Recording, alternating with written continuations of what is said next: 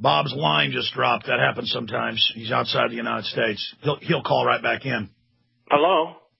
Bob, are you back? I can hear you. Yeah, you're a line dropped, or our connection to Genesis.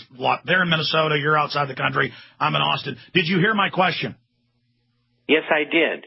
Okay, go ahead. The solution is by getting rid of 95% of the incumbents in Congress. Even if they're marginally good, get them out. And the reason why is the new group hasn't been paid off yet. And if we can get to the new group and get 1 year out of them, out of the 2 or more years that they're there, if we can get 1 year out of them, we can get rid of the Fed. We can get rid of executive orders. The President's Working Group on Financial Markets, which is under that. All right, Bob, stay there. We're going to come back and let you have free reign to really roll instead of being interrupted by cutouts and breaks. Because what you're saying is, even if politicians aren't perfect, but they're running against incumbents, it'll take time to train the new criminals that are being put in and slow down the whole system. Stay there. Bob Chapman straight ahead will break down his plan, try to stop these people, and what it's going to look like if we don't stop them. We can rout the New World Order if we get our fighting spirit. And that fighting spirit is getting fired up. You have found it, tip of the spear in the fight against the New World Order. Thank you for joining us.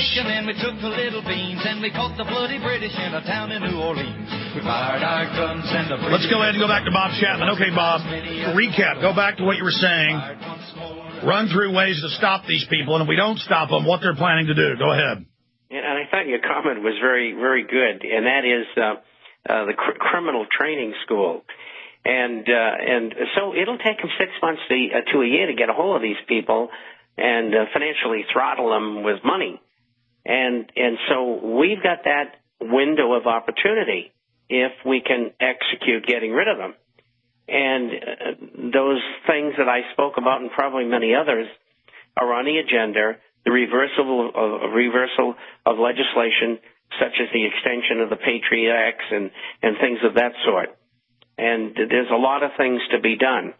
But that's why I said if the Illuminists were smart, they would pull this business of tipping over these 16 countries into bankruptcy in October. But they won't do that because I don't think it fits into their timetable, although they fully realize what we have been able to accomplish through talk radio and in the Internet in informing the people, and that's why they really want to do that, is get rid of the people in Congress, because they know they're not responding to their wishes at all.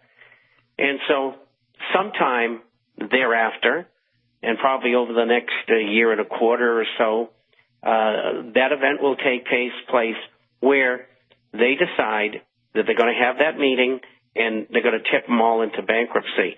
And the reason they're doing it that way is that all the countries can tell the people of their countries, look, Iceland went under, Latvia went under, Greece and Italy went under, and the United States went under. So don't look at us like we're different. I mean, we just did what we were told to do by the other central banks. And if we don't do what the central banks tell us, it'll be an even worse global depression. And aren't we lucky these bankers happen to loan us our own money back that they got in the banker bailout worldwide? Isn't it just so sweet of them? And they're moving to internet censorship. They're moving to pass the carbon tax. They're moving to get the health care takeover. They're racing to the finish line because they know people are waking up to them. And they're not going to get them passed. But more importantly, in that particular movement of taking these countries into bankruptcy is misery loves company. And they can, through disinformation and propaganda, befuddle the people who will then think, gee, everybody's doing it, so it's okay. And that's what their plan is. Well, it's financial terrorism, just like we heard back in October 2008. You must have the banker bailout, which is really a banker takeover. We must have this global constitution of the banks. We're lucky they're here to save us. I'm Glenn Beck. We've got to have it. You can trust me. Just like I told you in 2008, we need the banker bailout. And anybody that's against it wants depression. I'm Glenn Beck. You can trust me. Well, with his background, I don't know about that. No, but I mean, look for him to do that. I'm saying look for him at that key point to pull a Judas Iscariot. Well, I think he's in that process already. I read a backgrounder on him, and this guy has had a very interesting and somewhat negative life thus far. And I didn't know it was as bad as it was. But we're not here to talk about the losers in society. We're talking about things that will make American citizens winners, to get rid of the garbage that's running not only our country but our world, and expose them for what they are, and bring them to trial civilly as well as criminally for the things that they've done. And so that's the path I think things are going to take, and I think we'll have a short period of higher inflation leading into next year. How high, I can't anticipate at this time. I can't really anticipate all of the timing. I'm guessing as best I can. But that's what I think that they're up to, because they could have taken Greece under 10 years ago. I mean, it's always been a cauldron of criminality, the government, big business, and they really don't have much that they export, with the exception of the shipping business and some olive oil and some other things. And so it was easy for them to choose them. And I think in the case of Iceland, the negotiations, the people from Iceland walked out on them yesterday.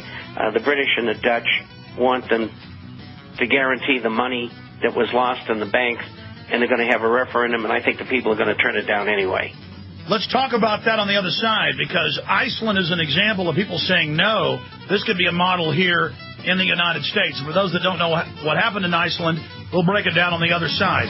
Stay with us.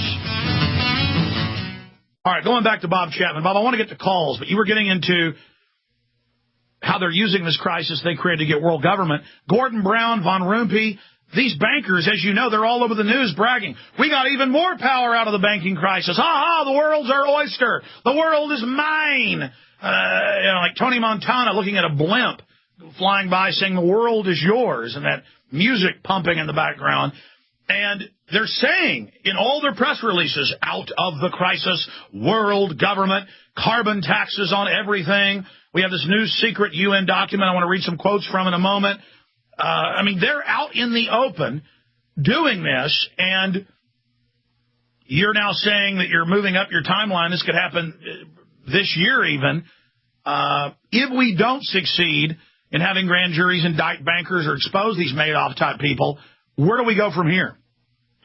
Well, I think it's going to get pretty nasty, because they're going to go right along with their program. They'll have people in the House and the Senate in the United States, many of them who have been there before, who are totally paid off. And everything that the bankers and Wall Street and other powerful people behind government want to happen will happen, and we'll be enslaved for generations. It'll be the beginning of the end. Just like Argentina. Which is getting worse again. And they're really in for real trouble again. It's only been 10 years since their last default and devaluation, and it's going to happen again. And it's the leadership in the country. They just, the new group, the president and then his wife became president, they're just looting the country. It's terrible. And,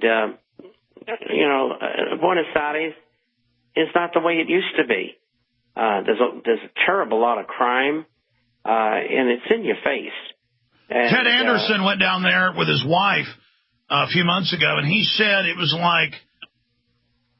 like Blade Runner. He just said good-looking, these were not drunk homeless people, good-looking families with kids in doorways, literally living out of bags just everywhere. And that's true. And the crime is everywhere. The attitude of the police is Gestapo-like. And, it's serious. I mean, I've been there a couple of times here in the last couple of years, and it's a shame. It's a beautiful city, and it's just a terrible shame. But they're in for trouble again. And that's not even in the group of 16. And in fact, even in the group of 16, I didn't include Japan. And now let's go over the 16 nations you say are going belly up. Okay, we've got the United States, the United Kingdom. We have Greece, Italy, Portugal, Ireland, Spain.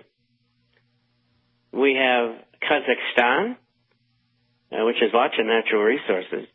And we've got the Ukraine, and Latvia, Lithuania, Estonia, Hungary, Romania, and Poland.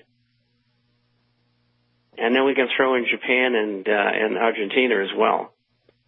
And there will be some nations that will suffer, but not nearly as much as others.